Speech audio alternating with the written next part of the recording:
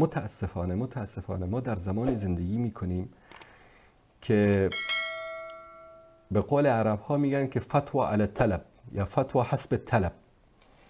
بعضی هستن، حتی به خود من بارها شده زنگ زدن، نه من نه مفتی هستم نه عالم دین، آنچه هم که خدمت شما عزیزان جواب این سوالات رو میدم فتاوای علماست و سوالاتی که دلایل قطعی از قرآن و سنت باشه. بعضی از دوستان مثلا سوالاتی میفرستن ما براشون جواب بدیم که نه، این سوالاتون رو برید مثلا از دارالافتاء بپرسید، از فلان عالم بپرسید. اینا از جزء مسائل ثابت شده در دین است که ما بهش پاسخ میدیم.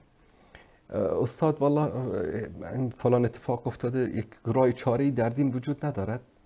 اینا حسب دلشان، حسب طبعشان میخوان از شما فتوا بگیرن.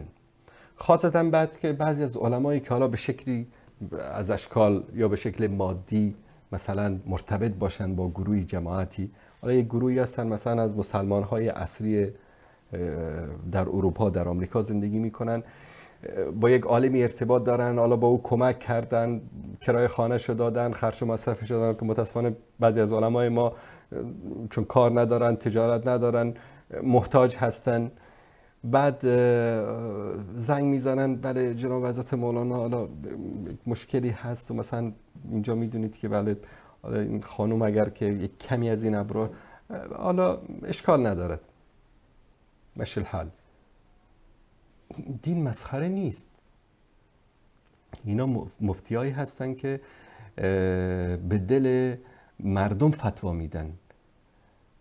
بعضی از فتاوا رو انسان میینه واقعا تعجب میکنه، فقط به خاطر زیاد شدن تعداد لایک ها در سوشال میدیا فتوا میدن. این کار خیلی خطرناک است. انسان نباید بر حسب طلب، بر حسب درخواست مردم یا بر حسب طبع دل مردم فتوا بدهد. چون امروز مثلا خواهرانی فلان مولانایی رو کمک میکنن، بعد جناب مولانا فتوا میداد که بله شما اگر ابروتون رو بچینید حالا مشکل ندارد، یا یک قولی هست در گوشه سمت چپ فلان کتاب زرد در فلان مذهب نوشته شده. بابا حرف صریح از رسول الله صلی الله علیه و سلم است.